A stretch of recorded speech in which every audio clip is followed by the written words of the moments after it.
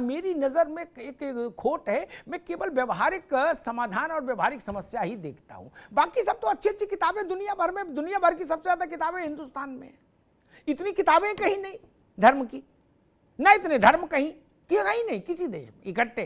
ठीक, जब उनको सबको पढ़ के आदमी नहीं सुधरा तो मेरे गाना गाने सुधरेगा कि मोहम्मद साहब ने क्या कहा और किसने क्या कहा? कौन केयर कर रहा भैया? वो दर्जी को मार दिए जिसका कोई लेना नहीं देना नहीं। बताइए, वो मंदिर बनाने गया था दर्जी, बच्चे पाल रहा था, काट दिया और वीडियो भी बना दिया। वहां पर समस्या है, वहां से भारत का मन टूटता है। ये चल नहीं सकता। हम कितनी भी अच्छी अच्छी बातें करें कि पूरब से ज्ञान की रोशनी आ रही है, किस टीले पर बैठ के कहा था, सब बातें ठीक है, लेकिन घर में लाश रखी हो तो गीता अच्छी नहीं लगती। बाकी छोड़ो, अभी अभी किसी की मृत्यु हुई हो, उसके घर यतीमा जाए और कहें कि भाई वासांस जीना नहीं था बेहाय।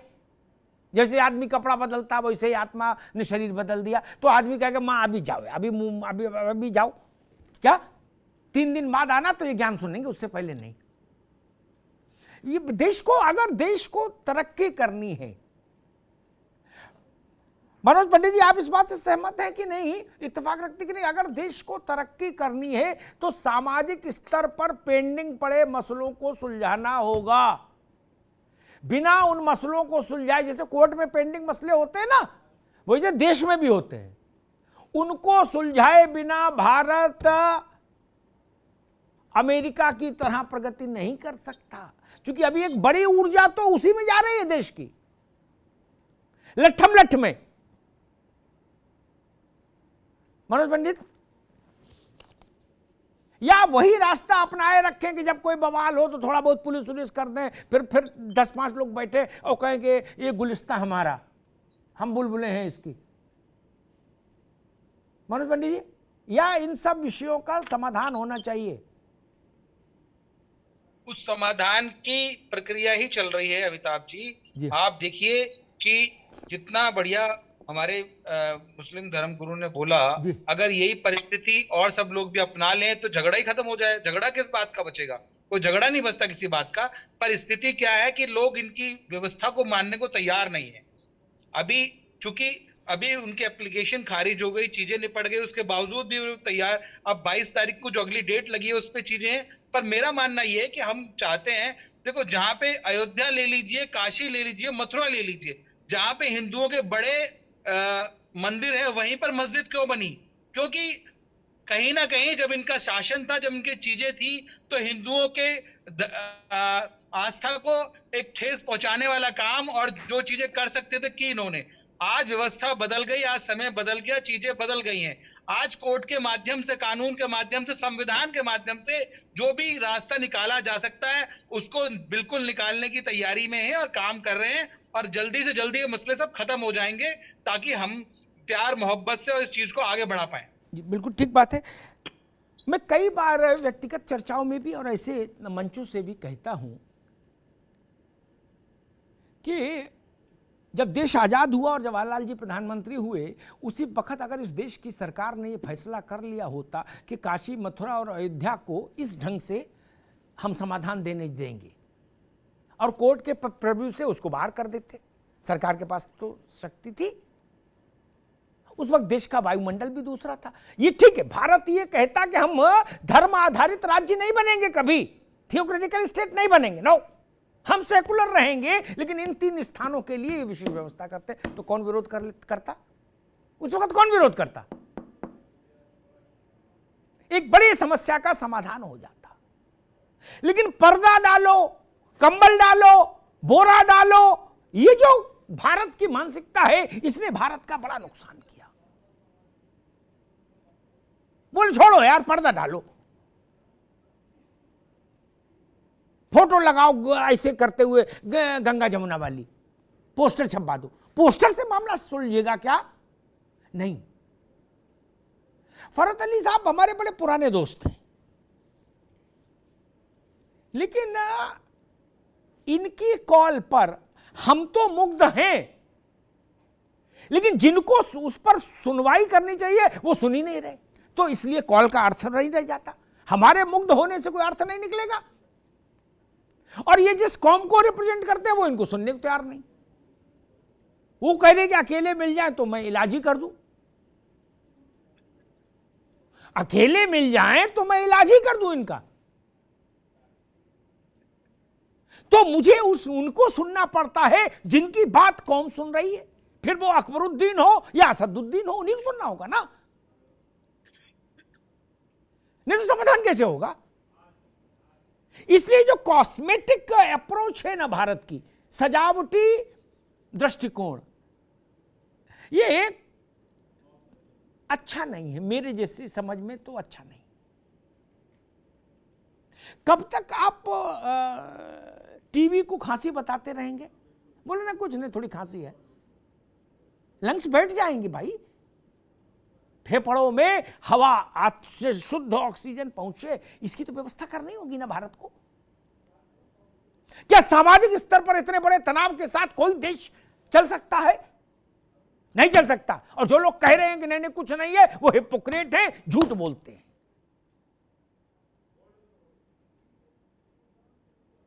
सामाजिक जीवन में जो मुद्दे एक बार पटल पर आ जाते हैं वो किसी के कहे सुने से पीछे नहीं जाते, ये जान लीजिए।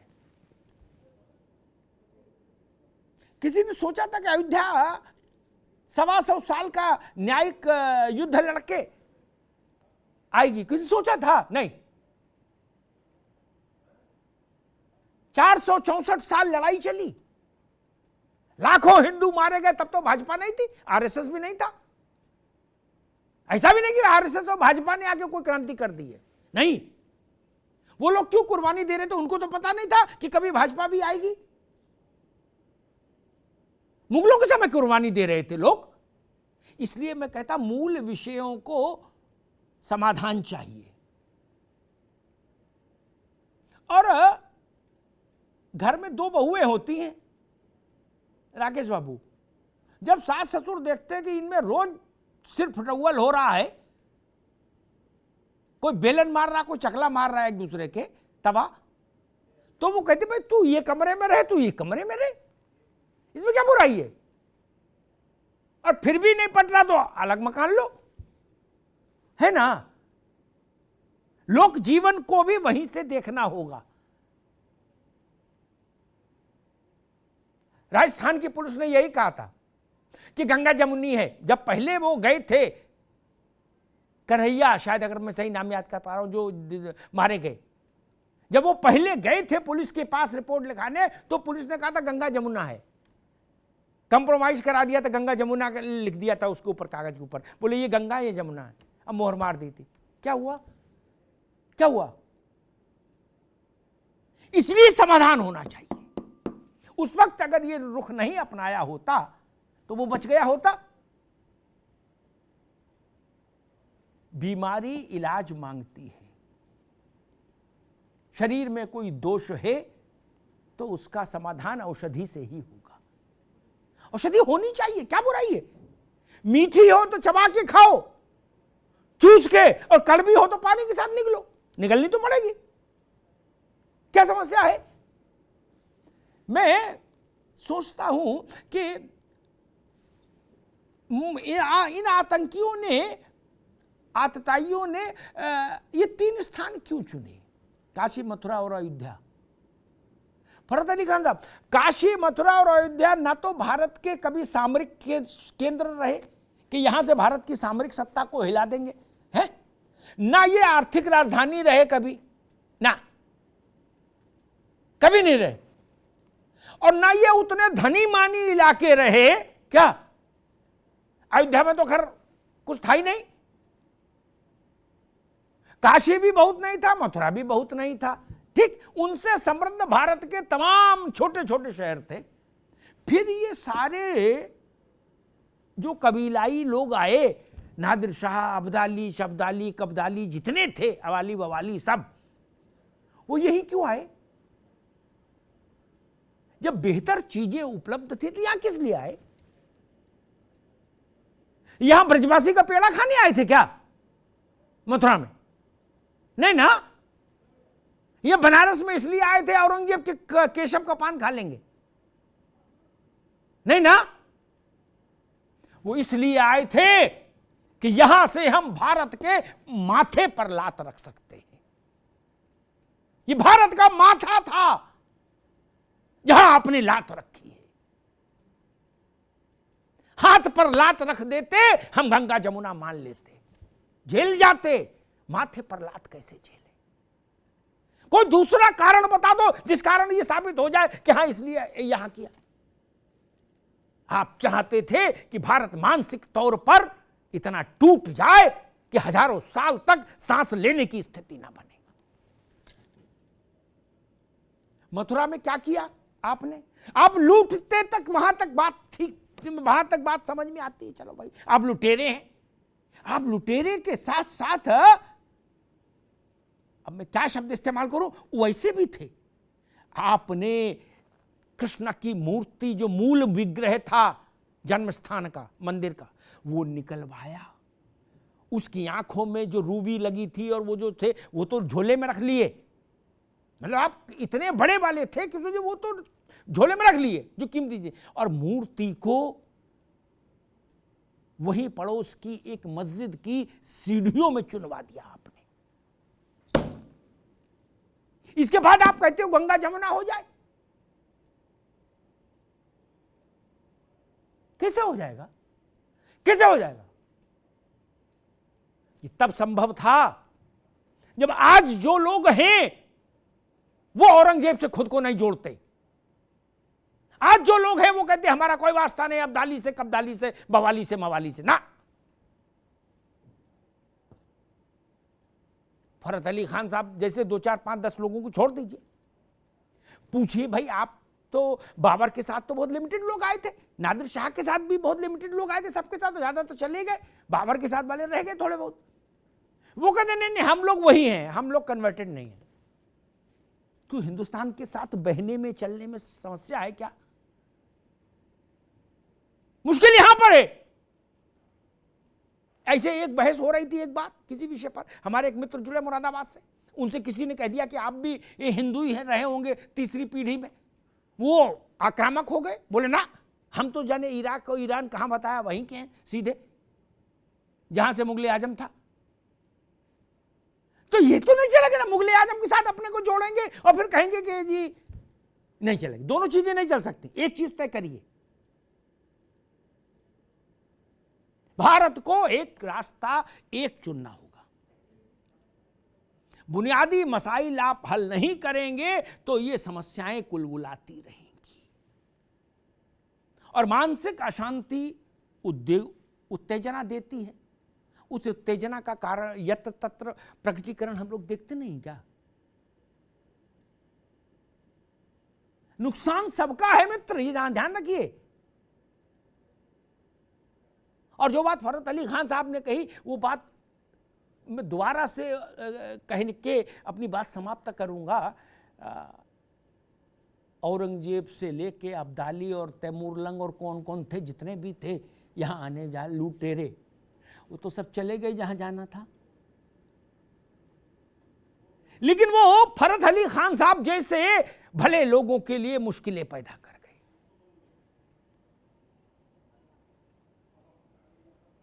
जो उनके साथ अपना नार जोड़ते हैं, उनको सोचना चाहिए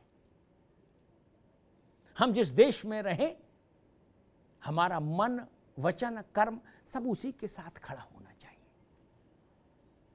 जो देश के, हम देश के साथ। हम किसी आक्रांता के साथ अपने को क्यों जोड़ें? ये मुद्दे इतने बड़े क्यों बने राकेश बाबू? ये इसलिए बने क्योंकि देश की बड़ी आबादी को लगा कि हमारे सर पे लात रख के खड़ा हुआ जा रहा है। अन्यथा तो चल ही रहा था। हिंदुस्तान से ज्यादा सहिष्णु देश कोई है क्या?